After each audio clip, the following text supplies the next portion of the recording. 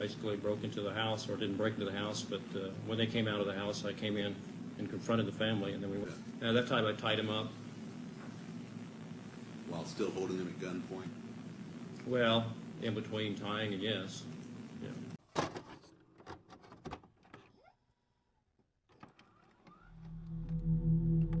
Dennis Rader का जन्म 9 मार्च 1945 में अमेरिका के विचिता में हुआ था। वो 4 भाइयों में सबसे बड़ा था।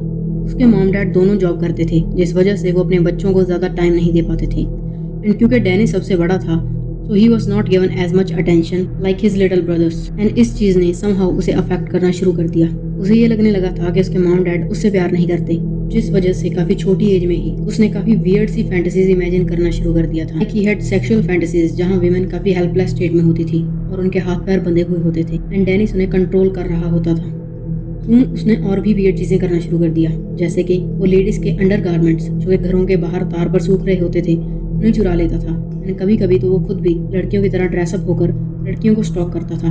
एंड इस टाइम पर he was just a teenager, but things started getting worse. धीरे धीरे उसने जानवरों को भी अब्यूज करना चालू कर दिया। वो कुत्ते बिल्लियों को मारकर उनकी बॉडीज को फांसी के फंदे पर लटका देता था। एंड ये सब करने में उसे बहुत मजा आता था। हाई स्कूल खत्म करने के बाद ही वेंट टू यूनिवर्सिटी, बट वहाँ से उसने पहले ही साल में ड्रॉप आउट ले लिया।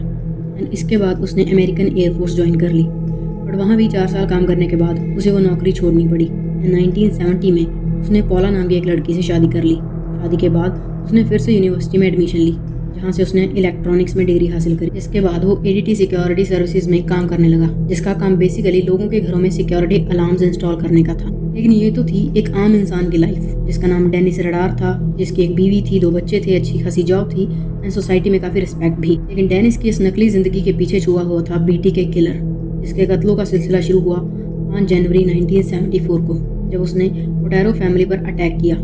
ये काफ़ी सुबह का टाइम था, जब जोसेफ एंड जूलिया अपने बच्चों को स्कूल भेजने के लिए रेडी कर रहे थे। तभी डेनिस उनके घर में घुस आता है, एक रिवॉल्वर और एक चाकू के साथ। घर में घुसने के बाद वो रिवॉल्वर की मदद से उन्हें डरा धमकाकर उनके बेडरूम में ले जाता है, जहाँ वो उनके हाथ पैर बांध देता है।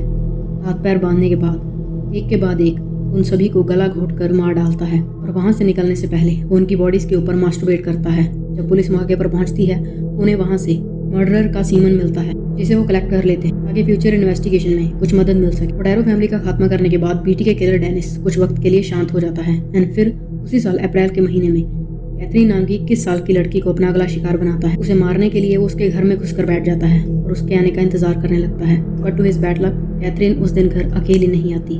उस दिन उसका भाई भी उसके साथ था, बट फिर भी डेनिस अपना प्लान कैंसिल नहीं करता एंड वो उन दोनों पर अटैक कर देता है। इस अटैक में उसके भाई को 2 गोलियां लगती हैं, बट फिर भी वो भागने में सफल हो जाता है। एंड कैथरीन भी बहुत हिम्मत दिखाती है एंड फाइट बैक करती है, बट अफसोस कि वो बच नहीं पाती। एंड डेनिस चाकुओं से लगातार वार करके उसे मार डालता है, और जब तक कैथरीन का भाई पुलिस लेकर आता है, डेनिस वहाँ से भाग चुका होता है। एंड इतना सब करने के बाद अक्टूबर 1974 में डेनिस पुलिस को एक लेटर लिखता है, जिसमें वो बताता है कि ओटेरो फैमिली एंड कैथरीन का मर्डर उसी ने किया है, और उन्हें मारने के लिए उसने बीटीके टेक्निक का इस्तेमाल किया है।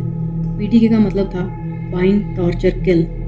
पहले उसने उन्हें बांधकर हेल्पलेस किया, फिर उन्हें टॉर्चर किया एंड इवेंचुअली गला घोंटकर उनकी जान ले ली।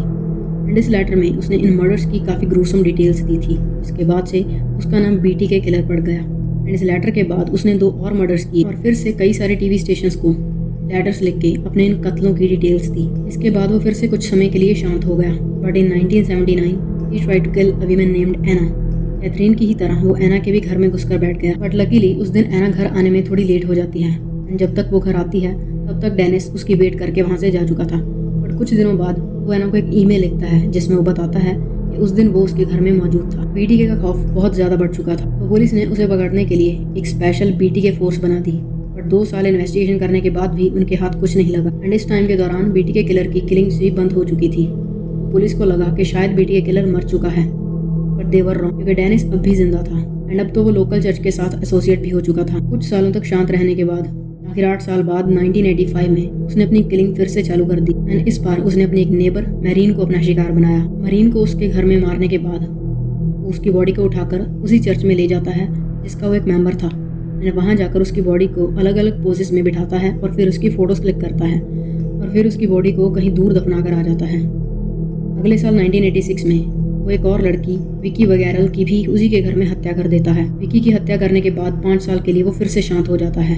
एंड 1991 में वो अपना आखिरी कत्ल करता है। जनवरी 1991 में वो डॉलर्स नाम की एक औरत के घर में घुसता है और अपने पिछले विक्टिम्स की तरह ही उसकी भी हत्या कर देता है और आने वाले 14 सालों तक वो और कोई मर्डर नहीं करता। इन मार्च 2004 में वो विचिता पुलिस को एक बार फिर से एक लेटर भेजता है जिसमें वो 1986 में हुए विकी वगैरल के कत्ल की रिस्पॉन्सिबिलिटी लेता है एंड अपनी इस बात को प्रूव करने के लिए कि वाकई में विकी का कत्ल उसी ने किया है, वो प्रूफ के तौर पर एक फ्लॉपी डिस्क भी भेजता है जिसमें विकी की आखिरी पलों की कुछ तस्वीरें थी जिसे डेनिस ने संभाल कर रखा था।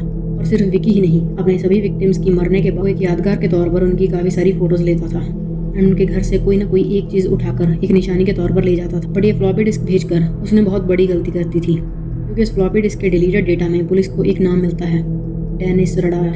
एंड फर्दर इन्वेस्टिगेशन करने के बाद जब पुलिस को ये विश्वास हो जाता है कि डेनिस ही उनका सस्पेक्ट है, वो उसका DNA सैंपल लेते हैं और अपने विक्टिम्स के क्राइम सीन से मैच करवाते हैं and it was a match. Finally 28 फरवरी 2005 को डेनिस को उसी के घर से अरेस्ट कर लिया जाता है and he was charged with 10 murders. Prosecution के बाद उसे उम्र कैद की सजा सुनाई जाती है। Dennis is still alive and वो अब भी जेल में है। सो ये था हमारा आज का केस। I hope you like my narration and don't forget to drop a like.